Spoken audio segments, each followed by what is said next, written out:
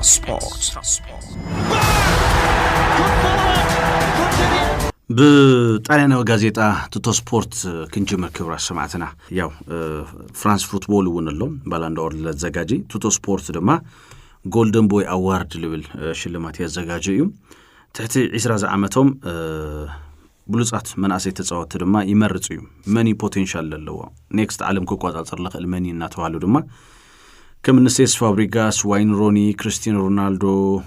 ሊዮኔል አንድሬስ ሜሲ ባላቶሊ በሐፈሻ ብርክት ለወሉ ናይ ዓለም ናግረ ኩዕሱል ተቆጻጽሩ ተጻወተ ድማ እዚ ሽልማት ዝወሲደሞ ይም ሓንቲ ግዜ ይኸትሽለም ምድጋማ ይካሊ ትደስሉል ፓርት እሱዩ ምክንያቱ ለሁሉ ክባጽ አልቃውን ይኸሊ እና ተናይ ሎም ዓመት ናይ ጎልደን ቦይ አዋርድ ዛይር ኤምሬሎ አየቦዋዲ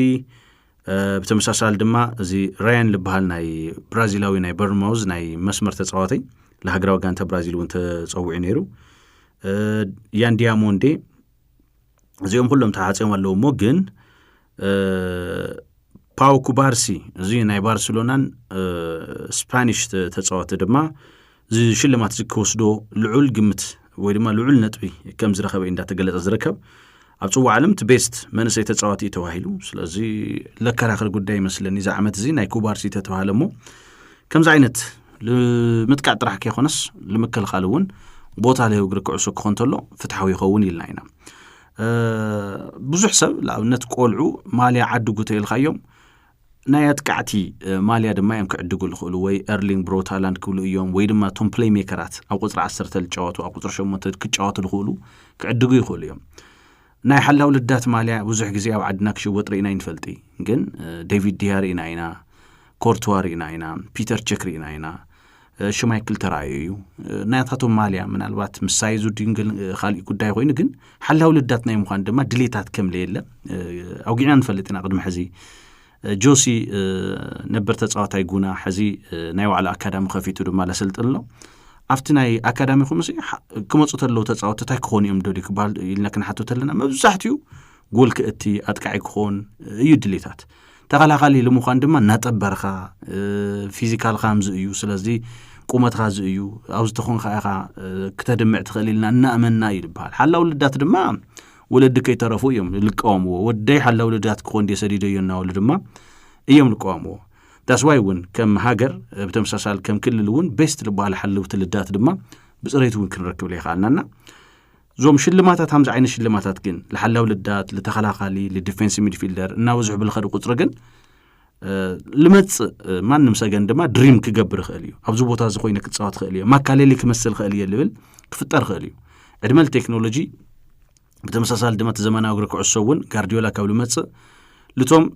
ድሕሪ ቅድመ ኢቶም ተኸላኸልቲ ልጻወቱ ሆልዲንግ ሚድፊልደር ልባሃሉ ድማ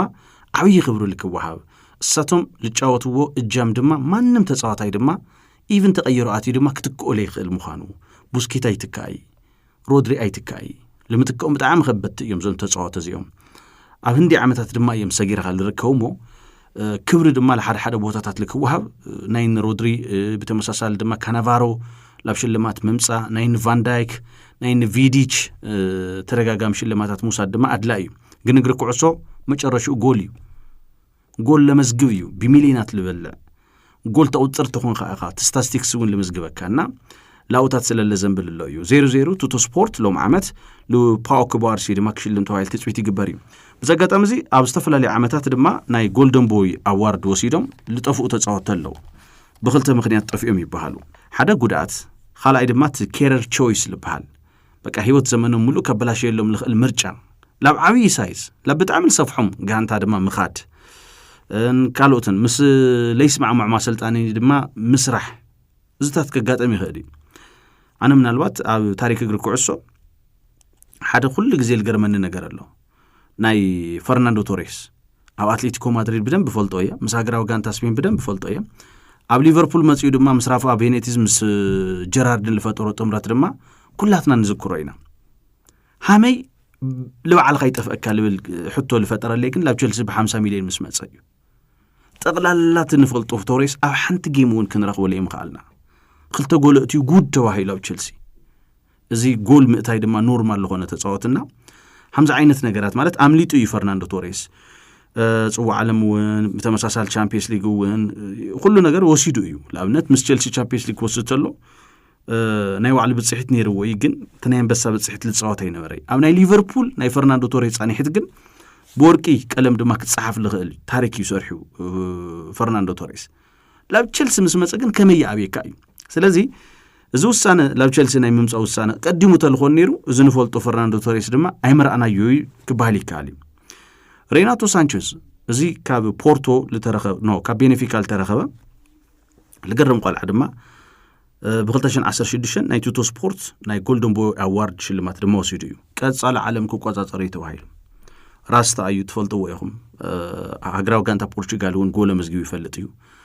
ላ ባየር ሙኒክ ኸይዱ ላ ፒኤስጂ ኸይዱ ነገራት ድማ እናሰፍዑ ብገይሩ ጠፍዩ ኣብ ሊል እውን ኣትዩ ነይሩ እዩ ስለዚ ጋንታታት እናቀያየረ በቃ ጠፍዩ ሰብዚ አንደርሰን 2008 ልገርም ዝነበረ ናይ ማንቸስተር ዩናይትድ ብራዚላዊ አንደርሰን ካብ ፖርቶ ክመጽ ተሎ ብዙሕ ነገር ተባሂሉ ደሴም ተጻዋት እውን ጠፍዩ እዩ ኻሊ ብጣዕሚ ልገርመኒ ሃገራዊ ጋንታ ብራዚል ደጋጊማ ትመርጾ አሌክሳንደር ፓቶ እዩ ብ2009 ድማ ናይ ቱቶ ስፖርት ጎልደን ቦይ ኣዋርድ ተባሂሉ እዚ እውን ብተመሳሳለ ኣብ ኤሲ ሚላን ጽቡቕ ዝኾነ ዓመታት ነይሩ ካውላው ግን ፓቶ ልበሃል ስም በቃ እናደብዘዘ ኢቨን ቸልሲ እውን መጽኡ ነይሩ መስለኒ ስለዚ መወዳእታ ድማ ማሪዮ ባላቶሊ ጣልያናውያን ይዛረቡ እዮም ሃምናዮ ዓይነት ታለንት የለይ ግን ናይ ክርስቲያኖ ሮናልዶ ኮሚትመንት የለይ ናይ ሊዮኔል አንድሬስ ሜሲ ክእለት ፕላስ ጻዕር ድማ የለይ ዲስፕሊን የለይ ናተባህለሉ ዝውጋሕሉ ማሪዮ ባላቶሊ እውን ጎልደን ቦይ ኣዋርድ ለወሰደ እዩ ክብለኩም ደልየ ክብራ ሰማዕትና እሺ እዚ ካብልና ሓጸርቲ ጉዳያት አልዒልና ካብኡ ድማ ኣብ ጉዳይ ብሩኖ ፈርናንዴዝ ታይ ዝበሃል ዘሎ ልብል ክንሪና ሊቨርፑል ቅድሚ ባርኮላ ምፍራሞም ካልኢ ተጻዋታይ ናይ ፒኤስጂ ኢብራሂም ምባዬ ድማ ከፈርሙ ከም ዝደልዩን ኣብ ጫፍ ድማ ከም ዝወጽሑ ተወጊዕሎ ናይ ክንፍ ተጻዋታ እዩ ውዕሊ 5 ዓመት ድማ ኣብ ሊቨርፑል ክወሃብ እዩ ትልገርም ነገር ባየር ሊቨርኩሰን እውን ኣመናደልየሞ እዮም ነይሮም ዝተጻዋት እዚ ግን ያው ሊቨርፑል ምርጭው ከም ዝገበረ እዩ እንዳተገለጸ ዝረከብ ካልኢ ፒኤስጂ ባዕሎም ድማ ሕዚ ሊቨርፑል ክልተ ተጻዋት እዮም ካብ ፒኤስጂ ክወስዱ ማለት እዩ ኢብራሂም ምባዬን ባርኮላን ማለት እዩ ምባዬ ምውሳድ ናይ ባርኮላ ዝውውር ድማ ምንም ልፈጥሮ ነገር የለይ ልብል ስቴትመንት ተቀሚጦም ኣለው ቶም ፈለስት ውሽጢ ማለት እዩ ስለዚ ዋጋ ባርኮላ ድማ ተናይ ፕሪሚየር ሊግ እንግሊዝ ናይ ሞርጋን ሮጀርስ ናይ ኢሊየት አንደርሰን ካልኦት ተጻዋት ድማ ልፍርምሉ ዋጋ ግምት ውሽጢ ብምእታይ ብዚ ሒሳብ እዚኹም ትወስዱዎ ብምባል ብፓውንድ ወጊዕና የነርና ኢና 145 ሚሊዮን ፓውንድ እንድሕር ዳሊ ተውጽኦ ኮንኩም ባርኮላ ኣይነበኩም ኢሎሞም እዮም ግን እዚ ተጻዋት እዚ ኣብ ፒኤስጂ ድማ ውዕሊ ካናው ሓይደሊ ብርግጽ 2 ዓመት ውዕሊ ተርፎ እዩ ግን ሓድሽ ውዕሊ ድማ ክፍርም ኣይደሊ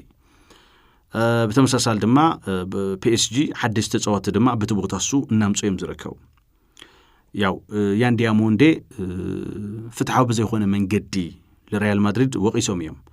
ማድሪድ በዚ መንገዲ እዚ ካባናን ምምንጣል ለተጻዋታይ ፍትሐው ለይኾነ ዋጋ በመቅራብ ይኹም ወሲድኩም ኢሎሞም እዮም ፖቴንሻል ኢምበይ ኮኾባ ይኾነ ስለዚ ኣብ ቀጻሊ ሰሪሕኻ ክንቱግ ልኽእል ክፍንድእ ልኽእል ዓይነት ታለንት ኣለዎ እዩ ግን ያን ዲያሞንዴ 120 ሚሊዮን ድማ ኣይንኸፍሊ ኢሎም እዮም ፒኤስጂ ሕዚ ባርኮላ ድማ ክሸጥዎ ምዃኖም እሞ ግን ሕዚ ልውጋዕሎ ካብቲ 150 ሚሊዮን ወይ ድማ 145 ሚሊዮን ፓውንድ ትሕት ኢሉ ወይ ድማ ንእስ ኢሉ ክሽወጥ ከም ልኽእል ላ ፓሪሲያን ዝተነባቢ ናይ ፈረንሳይ ሚድያ ድማ ገሊጹሎ ተባሂለሎሞ ቦአቢልና ድማ ክርስቲያን ዞሊስ ያው ተስፋው ምንቅስቃስ እንዲሁ ለካይድላው አርሰናል ተስታስቲክሳቱ ሁሉ ድማ በደንብ ለትሮሳርድ ክትካም ልኽእል እንዳተገለጸ ይዝረከብ ግን ክርስቲያን ዞሊስ ፈሪሙ ማለት ገብርኤል ማርቲኔሊ ድማ ኣብ አርሰናል ናይ ምጽናሕ ድሌት ከም ዘየለ እዩ ዝውጋዕ ዘሎ እሱ ነዋኔሪ ድማ ክወጽዮም ካብ አርሰናል ከፍቶም ዝበሃሉ ኣብ ሊስት ለለው እዮም ኖርጋርድ ham ትፈልጥዎ ብ7 ሚሊዮን ላብ ኤቨርተን ኸይዱ እዩ ስለዚ አርሰናል ሊቨርፑል በሰላም ድማ ባርኮላ ከፈረሙ አይንፈቅድ ዲዛ አይነቱ ሪፖርታት ድማ እናፈጥሩ እዮም ዝረከቡ ያው ቲ ፍሬንች ኮኔክሽን ham ትፈልጥዎ እዩ ብርክት ለወሉ ፈረንሳውያን ተጻወት ድማ ማዕረፍ እዮም ኬረሮም ሙሉ ድማ ኣብ አርሰናል ተንኾደንሎም ይመርጹ ስለዚ ባርኮላ እውን ካብኣቶም ሓደ እዩ ፈረንሳዊ እዩ ብዙሓት ፈረንሳውያን ተጻወት ድማ ናሪ ዓቢ እዩ ግን ያው እዚ ሁሉ ልብለኩም ለኹ ሐሳብ ካብ ሊቨርፑል ክምንጥሎ ልኽእል ነገር ይኾነ ሊቨርፑል ኦሬዲ ወዲኦም እዮም ተመሰልጣኒ ይልባሃሉ ኢራኦላ ግዴታ ይትሊን እዩ በቃ ናይ ክንፍ ተጻወት ኢሎም ድማ ስለዚህ እሱ እንድሕር ልመጽ ድማ ካልኦት ወግዕታት እውን ኣሎ ለኣብነት ኮዲ ጋክፖ እውን ክወጽእ ልኽእል ኢሉ ይውጋዕ ኣሎ ስለዚ ሰፕተምበር 1 እቲ ናይ መወዳእታ ሞስኮ ዝውውር ድማ ልዕፀየሉ እዩ ስለዚ ክንሪኢና 0-0 ግን ዞም ነጥብታት እዚኦም እናገጣጠምና ተንጸንሕ ኢለ ነበር ናይ ኣርሰናል ተጻዋቲ ፓትሪስ ቬራ ኣብ ብርክት ዝበሉ ጋንታታት ድማ ያው ኣሰልጢኑ እዩ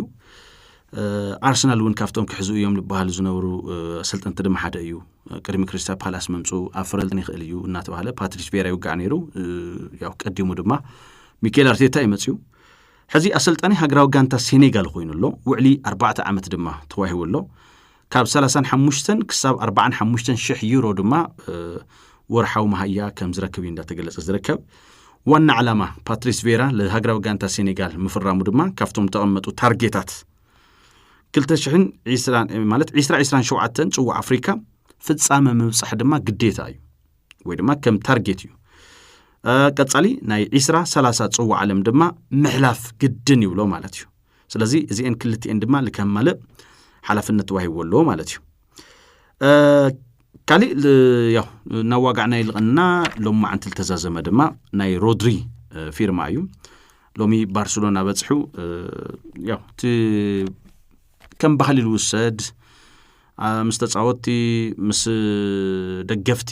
ምስ ሚድያ ምግናይ ድማ ኣሎሞ I think ናይ ብዙሓት ሰባት ታይክድ ነገር ይኾን ለምንታይ ባርሳ መሪጹ ይኾን ልብሉ ኤክስፔክት ንገብሮም ነገራት ኣሎ ግን ሓድሽ ነገር ከውግዕ ይኽእል ዶ ሮድሪ ተባሂሉ እውን እናተገለጸ ይርከብሞ ለምንታይ ማድሪድ ነጺጉ ልብል ግን ጆን ፌስ ሳንድ ዝልባሃል ጋዜጠኛ ልገለጸ ኣሎ ያው ሪያል ማድሪድ እዩ መጀመሪያ ሕቶ ልዕለሙሉ ስለዚ እሱ እውን ናይ ማድሪድ ጉዕዙ እዩ እናሓሰበ ነይሩ ተባሂሉ ሮድሪ ክሊርሊ ዝቅመጥ ኣሎ ሮድሪ ፈለማ በቃ ላም ማድሪድ እንደውም ገዛውናኡ ናሞቻቼ ማድሪዲስታ ምዃኑ እውን በተመሳሳለ ወድ ማድሪድ ምዃኑ እውን እዚ ሁሉ ተደማሚሩ በቃ ማለት ምድራዊ ኃይልስ አይቅልው ሰይ ዝጉዳይ እዚ ተባሂል ነይሩ ግን ክልተ ነገራት ኣብ ግምት ያትያየን ሓደ ሮድሪ ናይ መጨረሻ ውሳኑ ስለልኾነ ካብ ሲቲ ለፔፕ ጋርዲዮላ ከም ዘማኸሮ ይልገለጽ ለጋርዲዮላ አማኺሩ ለወሰዶም ነጥብታት አለው ሓደ ባርሴሎና ለትናትኻ ናይ እግሪ ኩዕሶ ኣጽዋውታ ብጣዕሚ ልኸድዩ ካው ድማ ሩሑቅ ከይኸድኻ ጽዋዕ ዓለም ሳኻ ዝነበሩ ዝተፈላልዩ ተጻወቲ ስፔን ድማ ተጻወቲ ባርሴሎና እዮም በቀደማይ እውን አልዕልልኩም እየ ከባቢ 7 ዝኾኑ ሚድፊልደራት እዮም ባርሴሎና ሎም ዓመት ክመርሕዎ ስፓኒሽ ዝኾኑ ሚድፊልደራት ሓደ ዲዮንግ ጥራሕ እዩ ኣብ ማእኸሎም ዝርከብ ብዘጋጣሚ እዚ ራፊና ሓለቃ ጋንታ ባርሴሎና ኮይኑሎ ለመጀመሪያ ጊዜ ድማ በታሪክ ባርሴሎና ሓደ ብራዚላዊ ሓለቃ ጋንታ ባርሴሎና ክኾን ድማ እዩ ማለት እዩ ብድሕሪኡ ድማ ካፕቴን ዲዮንግ እዩ ምናልባት ዕድመ ኤክስፒሪየንስ እውን ስለለሎ ካፕቴን ለምዃን እዩ ገና ብዙሕ ጋንታታት ወይ ስፓኒሽ እዮም ልገብሩ ኢከር ካሲያስ ነውሕ ጊዜ ሪኢኹም ኢኹም ካርቫሃል ካልኦት ስፔናውያን ተጻወቱ ድማ እዮም ካፕቴን ለኾኑ በተለይ ኣብ ማድሪድ ማለት እዩ እነ ራውል እዮም ልመርሕዎ እነ ራሞስ እዮም ልመርሕዎ ኣብዚ ግን ያው ራፊና ልዕልማንም ድማ ለትጋንታ መስዋዕት ለኾነ ተጻዋቲ እዩ እሱ ኮይኑሎ ሮድሪ ካብዚ ሓላፍነት እዚ ድማ ነፃ ኮይኑ ምክንያቱ ኣብ ሃገራዊ ጋንታ ስፔን ካፕቴን እዩ ለመብዛሕትኦም ተጻዋቲ ድማ ልመርሕ እሱ ስለልኾነ እዩ እዚ ግን ራፊና ዲዮንግ ፔድሪ እዮም ቀዳማይ ካልኣይ ሳልሳይ ሓለቃታት ማለት እዩ ስለዚህ ካፍቲ ምርጩ ሓደ ባርሴሎና ያው በቀረባ ድማ ልፈልጦም ተጻዋቲ አለው ለትስታይሉ ድማ ለሙቺዮ እዩ ተዋሂሉ እዩ ናይ ማድሪድ ፕሮጀክት እርግጸኛ ኾንኩ ይገልጹ ልባሃል ሮድሪ ናይ ባርሳ እርግጸኛ እየ ናይ ማድሪድ ግን እርግጸኛ ይኾንኩ እዩ በቃ እዙውን ካሊ እዩ ተኻሊ ግን ካስተውዕሎ ልግብኦ ነገራት እውን ከም ዝተነገረው እዩ ሓደ እሱ ናይ 2024 ባላንዶር ክወስድ ተሎ ቪኒሲየስ ጁኒየር ሕጉሳይ ነበረይ ኣብ ስቴዲየም ኣብ ክልቲኡ ኣብ ቤርናቦን ኣብ ኢታድን ዝነበረም ናይ ስምዒት ምምላሳት እውን ነይሩ ቤርናቦ ታያድ ዘጋልዮም ኣብ ኢታድ ድማ ደገፍቲ ማንቸስተር ሲቲ ኣይትብኸ በኻይ ኢኻ እናወሉ ድማ ይጽውዕዎ ነይሮም ሮድሪጎን ዝነገራት ዝተቀባቢልዎ ይልባል ስለዚ ፍሎረንቲኖ ፔሬዝ በዓብዩ ላፍቲ ሰረሞኒ ድማ መላ ኣባል ሪያል ማድሪድ ድማ ልከይኸድውን ኦርደር ገይሮም ማንም ልኸደ የለይ ስለዚ ሮድሪ መናሕንሕቱ ቪኒሲየስ ጁኒየር ከይርእዩ እዩ እቲ ናይ ባላንዶር ስነ ስርዓት ድማ ተዛዚሙ እሞ እዚ እውን ኣብ መንጎኦም ልሎ ርክብ ሰላማዊ ልከ ይኾን ስለልኽእል ኣብ ኸይዲ ድማ ፀገም ከይፈጥረሉ ብልብል እዩ ካብኡ ድማ ሆዜ ሞሪኖ እዮም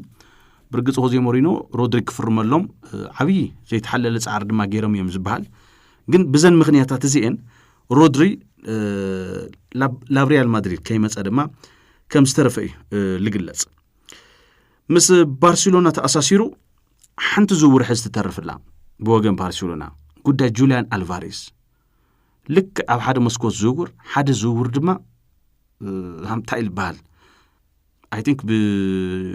በብመንደሩ መህከይ ኢልና ንገልጽ ኢና ወይ ድማ ሓደ ነገር ክደጋገም ተሎ ሓድሽ ነገር ለይውሉ ድማ ክደጋገም ተሎ መህከይ ኢልና ንገልጽ ኢና መሰልቸይ ዜና ኮይኑ ካብ ረኹኹም ሓደ ኣነ ናይ ጁሊያን አልቫሬዝ ላብ ባርሴሎና ልብል ማለት እዩ ሎማ አንተ ዲያጎ ሲሞኔ ጋዜጣዊ መግለጽ ነይርዎ ብዛዕባ ላሊጋው እናጀመረ ስለለኾነ በዘጋጣምዚ ላዕለወታ መራርሓ ክሊርሊ ገሊጾም ልዮም ኢሉ ቶም ማለት አንልዛረው ነገር የለ እዩ አመራርሓ ጋንታና ክሊርሊ አቅሚጦም እዮም ታይ ክኾን ከም ንግብኦት ውሳኔ ኢሎም እዮም ስለዚህ ንእሽተይ በጣም ለሰልችን ተቆልዓ ድማ ደፊኡ እንድሕር ለይወፃ ለባርሴሎና ልመጸሉ ዕድላት ክበላሽ ይኽእል ኢና ተባለ ዝርከብ ባርሴሎና ሓምተት ማል ገለጽናዮ ካልኦት መማረጽታት ድማ እናረእዮም ዝርከቡ ላውታሮ ማርቲኔዝ እናውልዮም I don't know ጋዜጣ ለመማቅዲዩ ዮኮሬስ ልውሉውን ኣሎ ካልኦት ኦፕሽናት ድማ ክወስዱ ይኽእሉ እዮም ተባሂለሎ ላብነት ፌርሚን ሎፔዝ ድማ 4-3 ተጻወተ ለና ፎልስ ናይን ክንጻወት ንኽእል ኢሉሎ ኣነ ክጻወት ይኽእል እየ ላሚን ያማል ክጻወት ይኽእል እዩ በተመሳሳሊ ድማ ጎርደን እውን ክጻወት ይኽእል እዩ ዳኒ ኦልሞ እውን ክጻወት ይኽእል እዩ ስለዚህ ፎልስ ናይን ልበሃል ኩላትና ክንጻወት ንኽእል ኢና ኢሉ ድማ ገሊጹ ነይሩ ምናልባት ባርሴሎና ላብዛ አማራጽ ዝውን ከኣት ይኽእሉ እዮም ዝበሃል ነገር ኣሎ ሓደ ሆዜ ማሪያ ሞንጌላ ልበሃሉ ግን ቅድሚ ሕዚ ለባርሴሎና ጁሊያን አልቫሬዝ ብ20 ሚሊዮን ዩሮ ድማ ኣቕሪቦሎም ነይረ ዝብል ሓሳብ አልዒሎም ግን ንሶም እታ ኣነ ለቕረብ ኩሎም ጁሊያን አልቫሬዝ ብ20 ሚሊዮን ገዲፎም ፌራን ቶሬስ ብ60 ሚሊዮን ዩሮ ይሕሸና ኢሎም ድማ ወሲዶምዎ ኢሎም ኣሎ ሕዚ ፌራን ቶሬስ ብ50 ሚሊዮን ላ ፒኤስጂ ጀምርሕሎ ብ120 ሚሊዮን እውን ኡይ እናበሉ ጁሊያን አልቫሬዝ ክረኽቦ ይኽኣሉ ስለዚ ዓለም همዚ ይክብሮ ሰማዕትና ብ20 ሚሊዮን ልተሐሰምዎ ብ120 ሚሊዮን ድማ እናለመን እዮም ዝርከቡ ዳርጋ ተንበርኪኾም እዮም ዝልምንዎም ዘለው ለአትሌቲኮ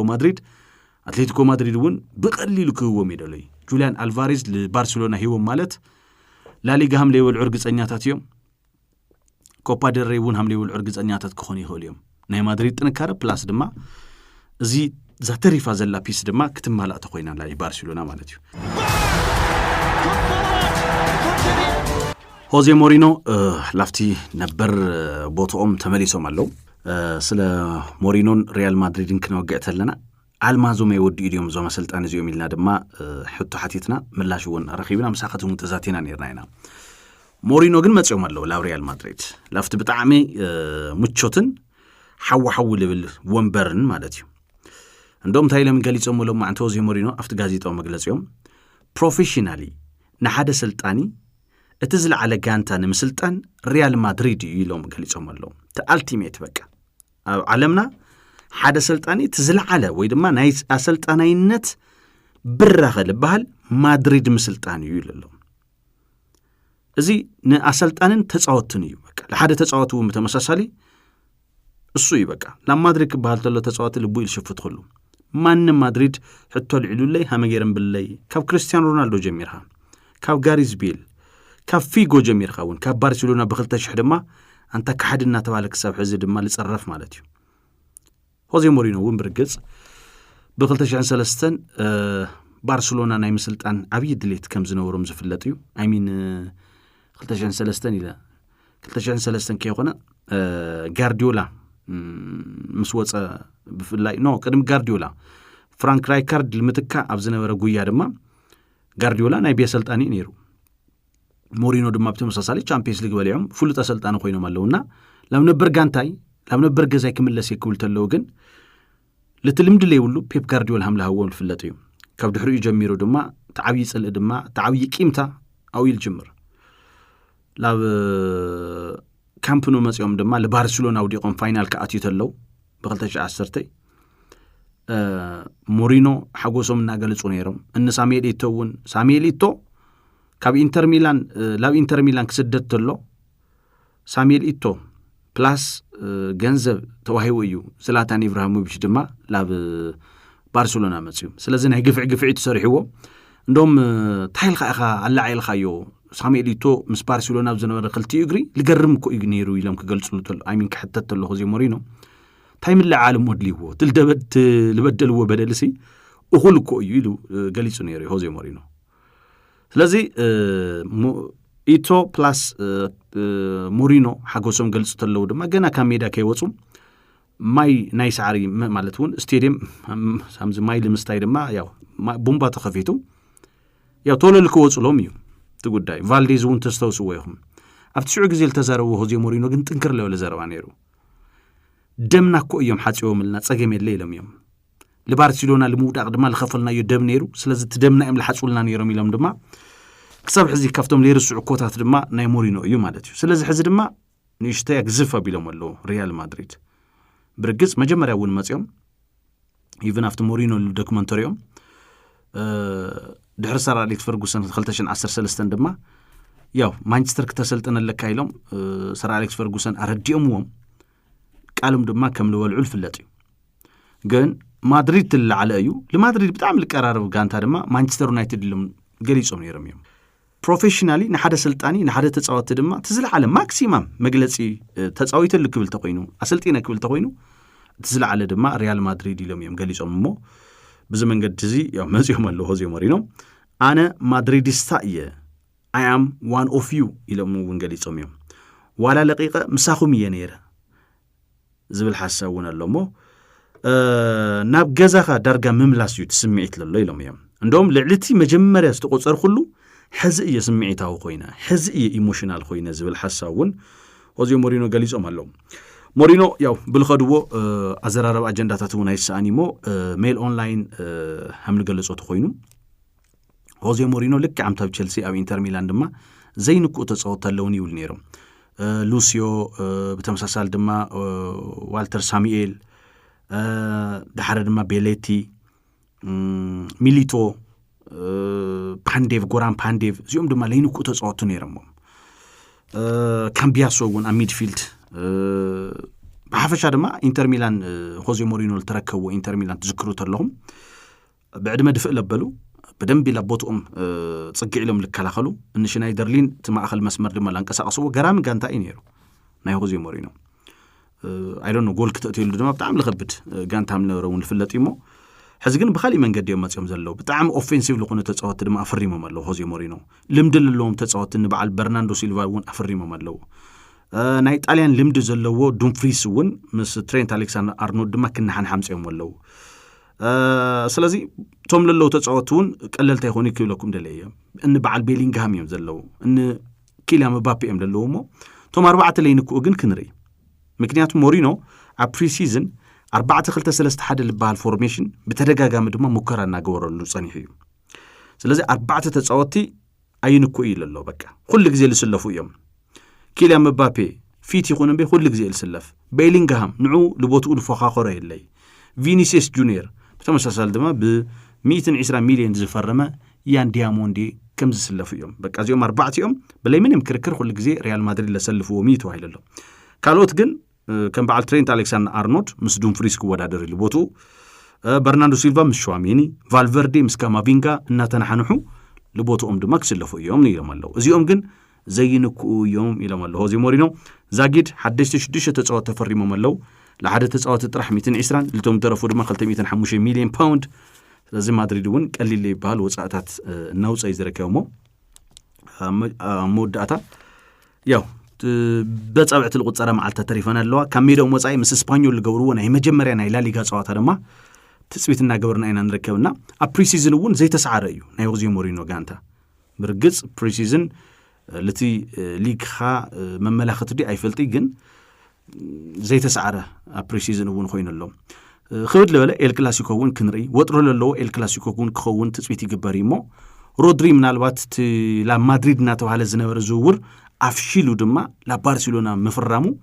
رودرين برشلونة دما سانتياغو بيرنابو كم رحت له تعين سمعتي اللي بتمساسال خوزي مورينو تمليسوم دما لاو كامبنو كمصتلو تعين سمعتي اللي فينيسيوس جونيور اللويو بعلو مورينو اللو يبعويو ان كلام مبابي امزلو حزي هنا ان يامي لمال لفترو وس طمرات سمعيتات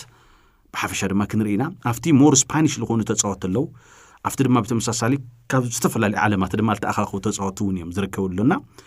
زي من نحن حزر دما بتعم كنرينا سلازي مورينو كسب 20 تشعتن نطعمنا كنزلقينا مالتي كبر سمعتنا خلي لا حدا بودكاست كوس دكمو ناي جون اوبي ميكيل بودكاست له من الوقت كافتم افريكان قينهم صبو بودكاست لهم حدا يكبالي كاليو ያው ቻምፒየንስ ሊግ ዓበይቲ ነገራት ለማላሳኻ ተጻዋታይ ስለልኾነ አይ ቲንክ ለድመጽ መስለኒ ናይ ሮይ ፈርዲናንድ አሎ ሕዚ ዓለም ሙሉ ዳርጋ ብጣዕሚ ሓሪፍ ተኸታተለሎ ስብእንኡ ለልዕሎም ሓሳባት በተመሳሳል ድማ ቀራርኡ እውን ጽቡቕ ስለልኾነ አይ ቲንክ ኣብ ዓበይቲ መድረኻት እውን እናተጸውዐ ኣብ ጽዋዕ ዓለም እውን ዕጻ ምውጻእ ክሳብ ምብጽሕ ድማ በጽሑ እዩ ሪዮ ፈርዲናንድ ካኡ ጎና ጎን እግሪ ድማ ልስዕብሎ ጆን ኦቢ ሚካኤል መስለኒ ስለዚህ ቶም ለቀርቡ አጋይሽ ሒዝዎ ለቀርቡ ሕቶታት በተመሳሳል ድማ ጽቡቕ እዩ ተናይግር ኩዕሶ ለው ቋንቋም ደስ ይልበል እና ጄጄ ኦካቻ ቀሪው ካፍቶም ላዋግዑም ድማ ተወሰነ ነገራት ክብለኩም ደለየ ሓደ ላቦልተን ለመጸሉ መንገድን ካልኣይ ድማ አፍሪካው ተጻዋታይ በተለይ አፍትናይኒ ጄጄ ኦካቻ አፍሪካው ተጻዋታይ ኾንኻ ኣብ ቋም 11 ለምስላፍ ድማ ለነበረ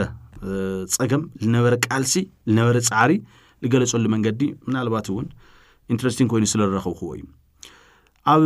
بولتن كفرهم خلو خيلو جيجي أوكاتشا منهم عينة ريسيرش كي جبر خوي اللي بولتن فري ميلو نايت شعو سبورتينج دايركتور تبت عم دسلو الستاديوم أري أمني أنا وين بك واوي لا تقبل أيوه مكنياتو ريسيرش جبر خيلو له نبي ريسيرش الجبرس أين فرهم خوي نيرة البولتن يلو له جيجي أوكاتشا لمسألة رونالدينو غوتشل غرمولو تصواتا بحفشا رونالدينو غوتشل لميسي حدا جوجو اوكاتشا لبحال تصواتا ينيريلو دما يزنت يلو ان بوتشوتينو لمسكرولو ان ميكيل ارتيتا دما بناي جوجو اوكاتشا طبب دما ها هيلم لريلو برغز بعد من اسل بلا ميكيل ارتيتا ينيرا بي اس جي ان جابرييل هينزي لغرمولو زنوره جوجو اوكاتشا مالت عالم همت تدليو سلتوقعي مبي ስለዚህ ቦልተን ዩ ክፍርም ኸይዱና ስቴዲየም አሪሞ ፖቲዎት ስቴዲየም ካው መስፈረመ ኢቨንት መለማመድም አኸልስ በቃ በጣም ይንሽተይሉ ካው ድማ 37 ጥራሕ ልሕጸውሉ ሻወር ይነርው ቦልተን ይልገልጽ ዛባ እንግሊዛዊ ጋንታ ኢና ነው ጋለና ክብራ ሰማዕትና ስለዚህ በዚህ መንገድ ዝተታሊ ለይፈሪመ ይልብል አይ ዶንት ኖ ለምንታይ አፍቲ ናይ ቦልተን ጻኒሒቱ ድማ ዓበይቲ ጋንታታት እውን ለያፈርሙሉ ካሊ ጉዳይ በይብል ዕላ ዓበይቲ ጋንታታት ልገርሙ ጎላ ተመስጊው እዩ ኣብ ውሽጢ 9 ደቂቃ ድማ ሓደ ግዜ ብናይ ጄጄ ኦካቻ ምንቅስቃስ ኮሜዲ ይመስል ማለት ኮሜዲያን እዩ ጄጄ ኦካቻ ታኩዕሽ ይቅልደላ እዩ ለከት ናይ አፍሪካው ዘይ አጻውተውን ስለለሎ ብተወሳኺ ኣብ ጀርመን እውን ኣብ ዝነበሮ ተወሰነ ጻኒሒት አመና ሬሲዝም ዓሌታውነት ድማ ብጣዕሚ ሃምል ነበረ ኣብ ትሽዑ ግዜ ፕላትፎርም የነበረ ማለት ናይ ሶሻል ሚዲያ ፕላትፎርም የነበረ እምበይ ሃምተናይ ሕዚ ልኾን ነገር ተወጽኢካ ወጽኢኻ ትናገር ትኽእል ኢኻ ኢሉሎ ኣብ ትሽዑ ግዜ ግን ኣሜን ኢልኻ ኢኻ ትቕበሎም ምክንያቱ ካበይ ሃምሊ መጻኻ ትፈልጥ ኢኻ ስድራኻ ድማ ኣባኻ ብጣዕሚ እዮም ጽግዕተኛታት ስለዚ ታትካኣለካ ኩሉ ጌርኻ ድማ ኢኻ ክትስለፍ ትሙክር ግን ምንም ጽዋ ይውሉ ትል ነበረ ዓሌታውነት በስማ በጣም ከቢድ ይዝብል ሐሳብ ድማ ይገልጹ ስለዚህ ሰለስተ ወጻተኛታት ኢና ነርና ይሉ ኣብ ጀርመን ኣብ ዝነበሩ ጻሕኒሕት ስለዚህ ላፍት ቤስት 11 ለምእታይ መከራ ይነሩ ደቂ ዓዱን ስለልዎ ዝሕዝብል ሐሳብ ይገልጹ አሞዳታት ለይተርፍ ናይ ሜሲ ዶ ክርስቲያኖ ሮናልዶ ለብል ሕቶ ወናቅሪብሉ ነርሞ ናየ ሜሲ እዩ ማለት ቴስቴና የሜሲ ይለሎ CR7 ግን ስፔሻል ተጻዋት እዩ ስፔሻል ጎል መቁጠር እዩ ልክ ከም ኤርሊንግ ሃላንድ ይገልጽ ሜሲ ግን ካብ ካልእ ሌቨል እዩ ኣብ ካልእ ሌቨል እዩ በሐፈሻ ሜሲ ማለት አርት እዩ ኩዕሶ ድማ ክጻወት ይተፈጢሩ አይ ቲንክ ሜሲ እንድሕር ኩዕሶ ዘይተጻዊቱ ዝሕመሙ ይመስለኒ ኢሉ ድማ ስለናይ ሊዮኔል አንድሬስ ሜሲ ጉዳይ ድማ በዚ መንገድ ዝገልጽ ወላ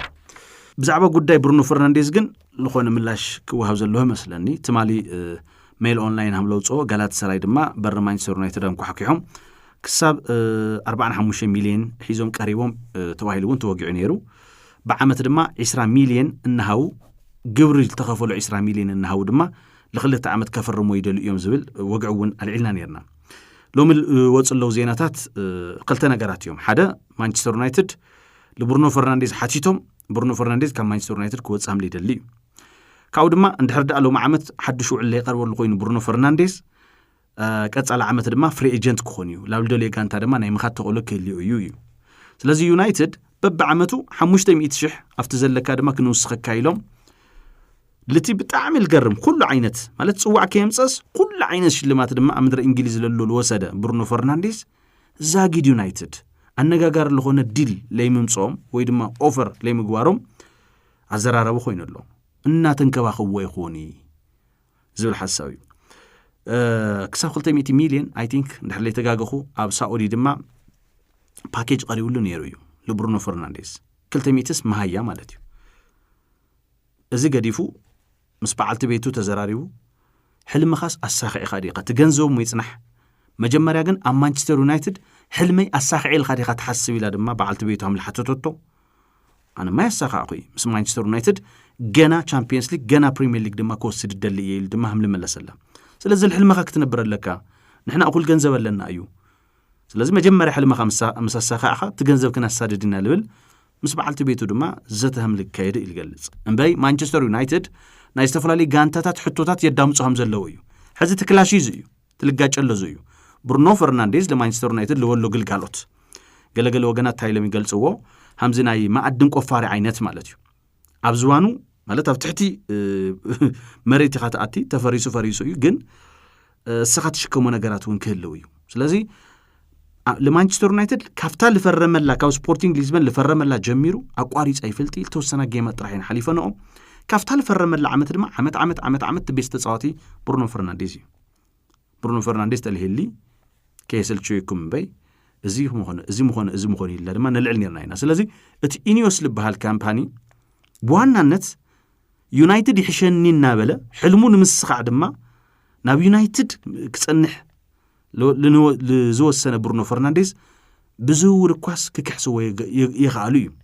حدا تليمانس حدا أندري سانتوس جانا بروفن يخواني بايزوي سلازي كالوت جانتاتات لعبنا تشيلسي ناي بريمير ليج صواتات راح يلكايد توتنهام هوتسبير بريمير ليج صواتات راح يلكايد إزل مقبار جانتهم لتأخر له من جدي برونو فرنانديز يرقله يو ناي مانشستر يونايتد قد دايجن تزحيل ولا من هالبات وخنا سربرايز نجر كن سمعون خلينا جن كسأني حيد اللي يمس مانشستر يونايتد كساق عند اللي نجر قالوا سلا البلاي كالي ستيك تو يونايتد ليفل حدا بودكاست وانت خفيت له بيوتيوب لما حلال فيزي جولدبرغ زي ناي مانشستر يونايتد ستاند ليفل سوون بودكاست للوي جن حزي كلتي يوم دما مرج جيرهم متيوم هاللو حريف بروجرام كون دما تثبيتنا تجوروا لي زركه بدرجه عالم كابو اغو دما بمليونات لقصور سبات سبسكرايب جيرهم ولو از channel زي እና ናይ መጀመሪያ ኤፒሶድ ወጽ የሎ ካብኡ ተመራረጹ ጉዳያት አለው ግን ምስትሕዝላው ጉዕለኹ ማች ልገብረለ ጉዳይ ከልዕል ኢላየም ስለ ማንቸስተር ዩናይትድ ዩ ስቲክ ቱ ዩናይትድ ማለት ስለ ማንቸስተር ዩናይትድ ፎከስ ልገብር ፕሮግራም እዩ ናይ ካልኦት ጋንታታቱን ይርኢለው ግን ቲ ጎልድበርግ ሕጉሳም ላይ ሆነ ኢቭን ማይክል ካሪክ ካሳግሩሃም ላይ ለማንቸስተር ዩናይትድ ሊገልጽ ግን ሩኒ ታይብል 4 ዝውውራት ክፍጽመሎ ማንቸስተር ዩናይትድ አጥቃዒ ከፈርመሎ ናይ ማእከል ተኸላኸል ከፈርመሎ ብሉክ ሾውን ዓመት ሙሉ አይዝለቅን ሉዊስ ስኬሊ ልብል ዜና ሰሚዕ ኣለኹ 45 ሚሊዮን ፓውንድ ይትገንዘብ ጸጋም መስመር ተኸላኻሊ እዩ ናይ ማእከል እውን ተጻዋት ክኾን ይኽእል እዩ ስለዚ ማንቸስተር ዩናይትድ እዚ ጉዳይ ዝክጸቅጡለሎም ዝብል ሓሳብ ይገልጽ ካው ድማ ለትብጣዕሚ ለመልከቶ ራሽፎርድ መሰረት ገይሩ ድማ ይዛረብ ሮኒ ራሽፎርድ ምስትናተይ ናይ 2010 ጉዳይ ይመሳሰል እዩ ካብ ማንቸስተር ዩናይትድ ኮጽ ለወሲነ ነይረ እዮም ግን በርቲዐ የሰሪሐ ጎላት የመዝግብ ነይረ ልጋንታይ ድማ ይቃለስ ነይረ ወዲያው ድማ ልብ ደገፍት ማንቸስተር ዩናይትድ ረኺበ ይብል ራሽፎርድ ደግሞ ተመሳሳለ እዩ ግን እቲ ናይ ሰውነት ቋንቋ ቦዲ ላንጉጁ ካብ ናይ መጀመሪያ ጸዋታ ኤሲ ሚላን አይፎተኹ ወይ እዚ ካስተኻኽለሉ ጉዳይ እዩ ዋላ ተተጋገ ዋላ ለኾነ ነገር ተገበረ እንድሕርዳ ለኾነ ጻዕር ልገብር ለኾይኑ ልጋንቱ ደገፍት ማንቸስተር ዩናይትድ ሃምቲ ናይ ቀደም ክፎትይዎ እዮም ስለዚ ጻዕሪ የድልዮ እዩ ኢሉ ለራሽፎርድ ድማ ገሊጹልሎ ስለዚ ምስ ማንቸስተር ዩናይትድን ብሩኖ ፈርናንዴዝን በተመሳሳለ ድማ ለዩናይትድ ቀረባ ኢናሉ ሰባት እዚኦም እናውሉ ዝርከቡ ኢያን ራይት ግን ግምቱ ቅሚጥሎ ባይዘወይ ሮኒ እውን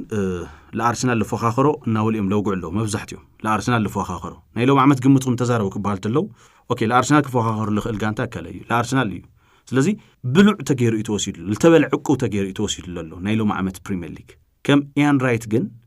ዳርክ ሆርስ ልበሃል በቃ ከገርመና ለኽእል ጋንታ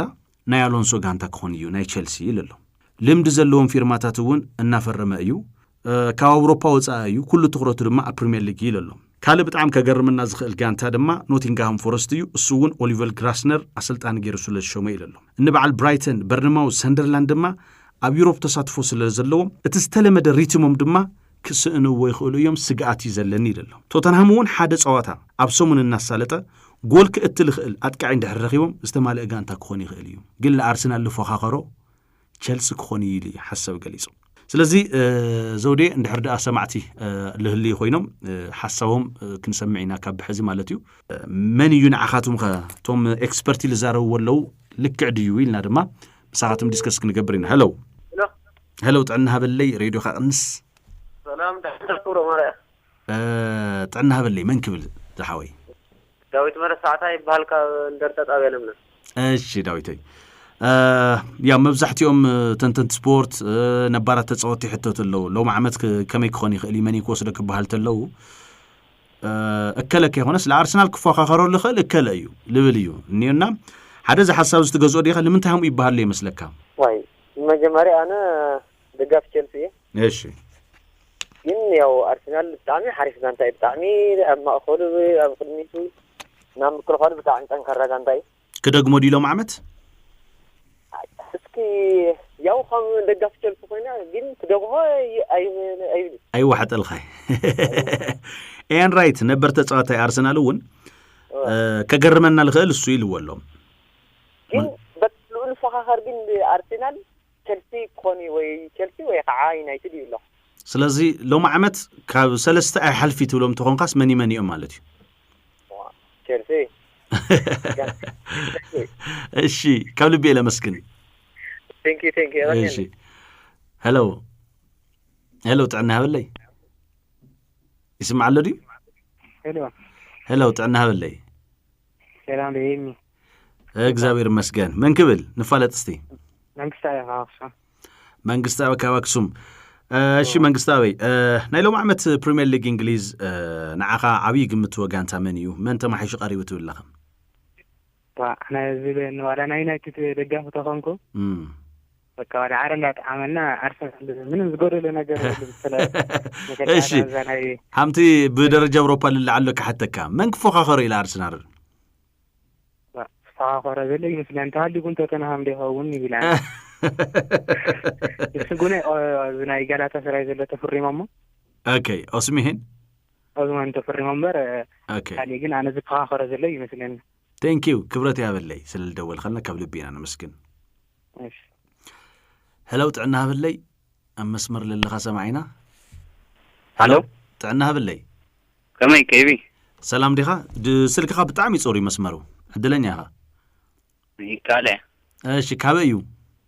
አውዜን ኦኬ ያው በደረጃ አውሮፓውን ያው በደረጃ እንግሊዝውን መሕታት ተጀሚሩ ለፕሪሚየር ሊግ ዓረቢ ክጅመሪዩ ኮቨንትሪ ምስ አርሰናል መብዛሕትኦም ክሕተተለው ለአርሰናል ለፎኻኸሮ እከለ እዩምበይ አርሰናል ሃምቡልዕ እናገበረው እምትናይሎ ማዓመት በዚ ተስማዕ ማዕዲ ኸፈለማ ባይ يسمع معي እሺ ቀጽል ሙግትኻ هو ولا قدما ولا نسعر بارسنال باي زرا مجمريا سعرتنا ما يخونس ممهرينا اينا قدما سعرت اوكي دقفت مانشستر سيتي خاي هو اوكي هو حزي نا قدما سعرت اريم ذا سلطان مات نغار دلا نخنا اراريمو ذا زن تكتيك كمطيو تايتاي الاراريم يمسلك كاب شمددا نغورو تقانقو اغركو عشنديو تايتاي كارارم ومكل خال خصتم الله مالتي اورا مكل خال بنيت صحتت ماشي مكل خال خصتم بالموتيو قاو رودرو وتينيا رودرو تكون كفرم الله زغرا وان تعطى دحر خفته سمني مثلني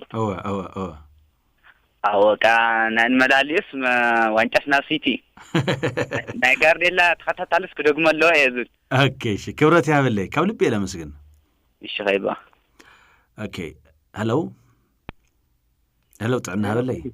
يسمع لدي يسمع له ملاك افايك وردا كانت افشن طبيعه እሺ دحنا دمشخا دحانينا ماچست نواقع لنا تسمع لها اخا ያው አጽብ ለምባልት ኢሹ ሎም ዓመት ፕሪሚየር ሊግ እንግሊዝ መንኮስ ዶ ይኽእል ልብል ሕቶታት ክቀርብ ተሎ ለአርሰናል ለፎኻኸሮ እከለ እዩ ልብል ምላሻት በዚሕሎ ብሰኻ ብዝ ትስማዕ ማዕዲኻ ሎም ዓመት ምናልባት ለኣኻ መንዩ እኹል ዝውውርን ምድላውን ገይሩ ድማ ፕሪሚየር ሊግ ክዕወት ይትብሎ ኣብ ዝሃብ ሰዓት ኣርሰናል ንምርጥ ስብስብ ሒዝኒዮ ብጣዕሚ ጎቢዞም ኣለዉ ግን ኣነ ናይ ማንቸስተር ደጋፊ ስለዝኾንኩ ማንቸስተር ክንሓንሕ ኢለ ይሓስብ ኢለ ይግምት ማንቸስተር ክበሃል ተሎ ዩናይትድ ዲ ሲቲ ማንቸስተር ዩናይትድ ኦኬ እሺ ናይ ማንቸስተር ዩናይትድ ዝውውር ሃመይ ርኢኻ የመለኻ ጠንካራ ዝውውር ያካሄደ እናተባህለ እናተሓመ እዩ ጠንካራ ዝውውር ማይካሄድ ንብሮ ፈርናንዴዝ ዝሕግዝ ተፃዋትስ ዝኽሉ ዋጭዋጭና ንብሮ ፈርናንዴዝ ዝሕግዝ ተፃዋትስ መን የመፈሪሞም ዝብልማ ብጣዕሚ ቅሬታ እኔና ወላው ዝኾይና ክምሬት ኣለኩም ብጣዕሚ ሕሩር ዝብል በቃ እሺ ካብ ልቤ ለመስግን ክብረት ያብለይ ኦኬ ሄሎ ጥዕና ሃብለይ ሄሎ ጥዕና ሃብለይ ሰማዒና መንክብል አብርሃም መስገን ድራር ሄሎ አብርሃም ዲኻ ዝበልኻኒ ቀጽል ሓሳብካ እስኪ መን እዩ ናይ ሎም ዓመት እንግሊዝ ናይ ፕሪሚየር ሊግ በቃ ተደራጀ ጋንታ ጽዋዕ ክወስዶ እትብሎ ኣለኻ መን እዩ ከም ምሳልኳ ብቻ ኣነ ኮነ ተካሲቲ እንዴ እሺ በቃ ጽዋዕ ግን ማንቸስተር ሲቲ ናፍናይ ጋርቴላ ሂስትሪ ለፈለው ኦኬ በቃ ሓጽር ለለ እሺ ከልቤ ለመስግን አሎ ድምጽ ያነ ኮሮማይ ጥዕና ሃብለይ እስኪ ቀረብ ኢልኻ ድምጽ ውስ ከቢልኻ ንፋለጥ እስቲ መንክብል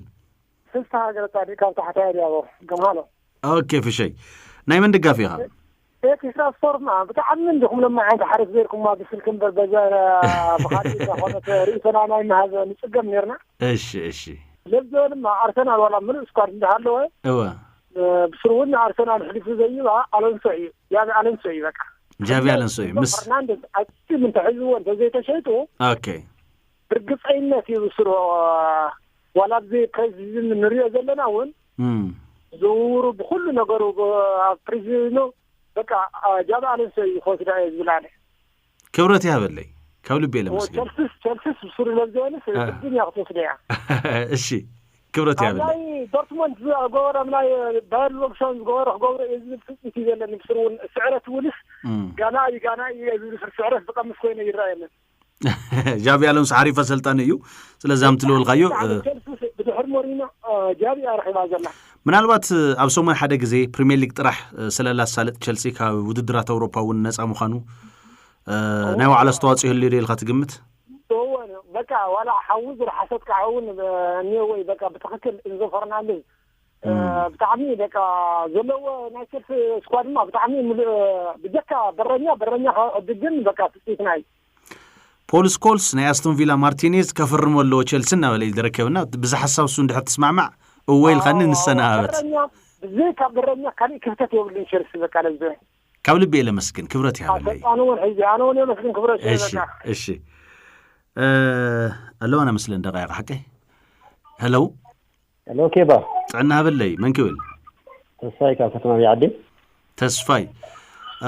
በዓል አሸንዳ ይቀረብ ለአሸንዳ ቢዓዲ ሰላም ዲ ዝግጅት ሰላም ኬባ ጽቡቅ እሺ ላው ኩዕሾ ክመልሰካ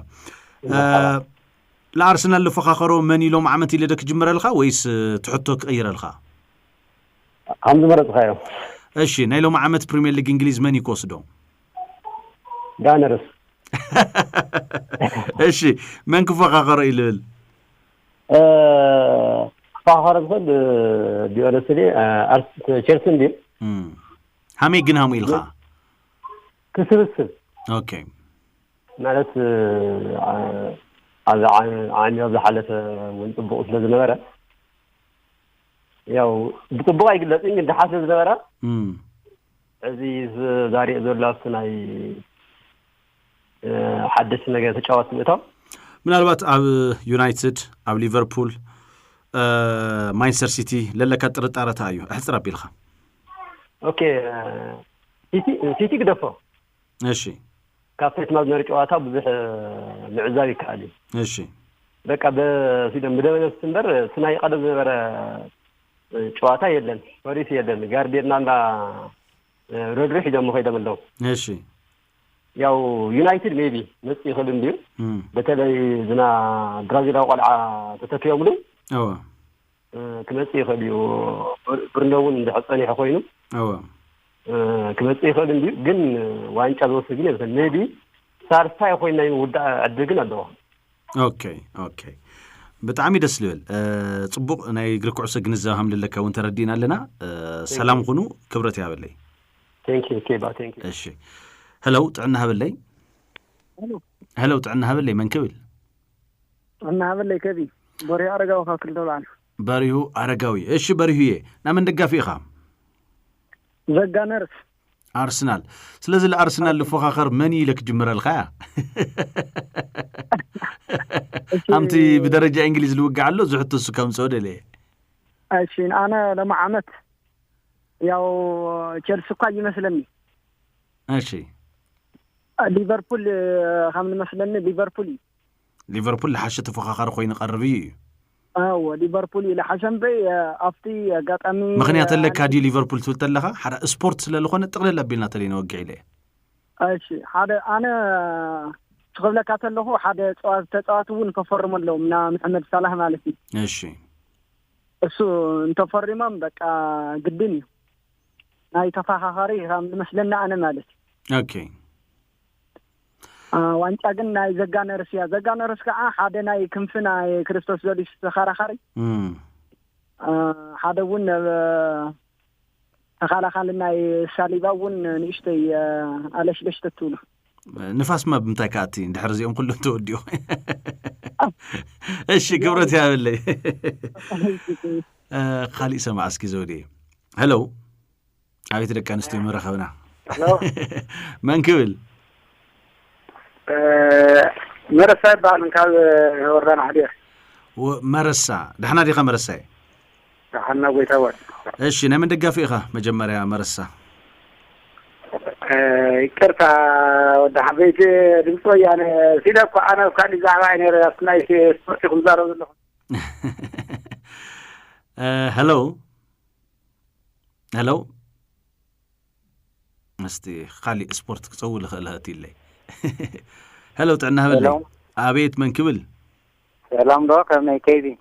سلام يو درار تبلعدي نيشتي نقحس كبل قديم لاوينا قدنا من كبل ناي من دقافيها ناي أرسنال دقافيها شو مخان نقرنا كابي سورة مدينة تبهالك ورد سمرة ايش قري ناي من الخني أرسنال دقافي خلوا الخني هو ناي أرسنال دقافيها بركت لكم دقافي أرسنال بزيحكم لكم لما أنت لو ما عملت كدقمو دي أرسنال ويس خالي حدوش كان تاك نرينا واي ميت كدقمو يلين ينانا ميتي بميتي هو ميتي بميتي تيلخا منمك حتى كاي غالي أنا حدثني الشيء كبرت يا بلي اوكي هلو تعنا هبلي هلو دحنا ورغا እግዚአብሔር መስገን ድምጽ ውስጥ ስተብል እሺ የማነ መብራቱ ካብዛና የማነ መብራቱ ካብዛና የማነ የናመን ደጋፊ ይኻ አርሰናል መርሰኛ አርሰናል ገርክ ያዘውድ ለማ አንተ እሺ ያው ሕጽር ለበለ ይትሕቶ ናይ ኻውን ሕጽር ለበለ ምላሽ ትጽቢት ይገብርሞ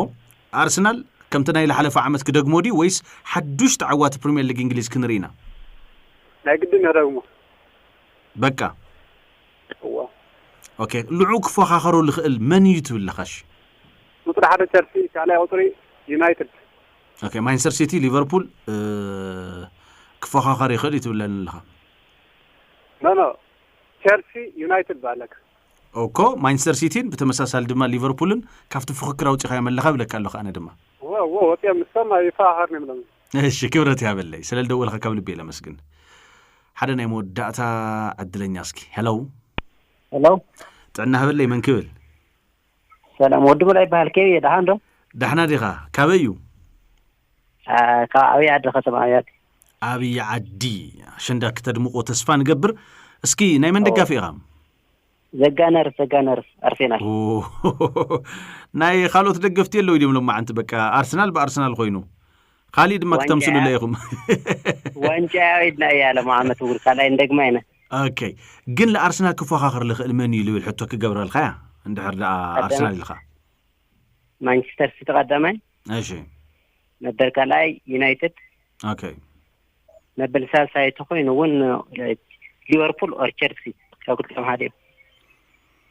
بتعامل قرمي من الوقت مودات عامت همزل زازم تخوينو ياو شلمات كلي كاو اكسترا سبورتنا كاو لبينا انا مسجد كبرتي هبلي يغني لنا كيوا كبرات سمعتنا نايلومي اكسترا سبورتنا زي مسل ادلاي تخوين دما دس يብል مسلنا حقي سمعتنا ونكساتفت له زودي ስለዚህ همز ጊዜና ሀብና ድማ ሰማዕትና ወንድምጾም በደንብ ሐሳቡን ከገልጹ ክንገብርና በዩቲዩብ አድራሻና ክትረኽቡና ይኹም ኤክስትራ ስፖርት ይልኩም ሰብስክራይብ ናገርኩም ተጸበዩና ሉዋ ምሽት ይኹንልኩም ኤክስትራ ስፖርት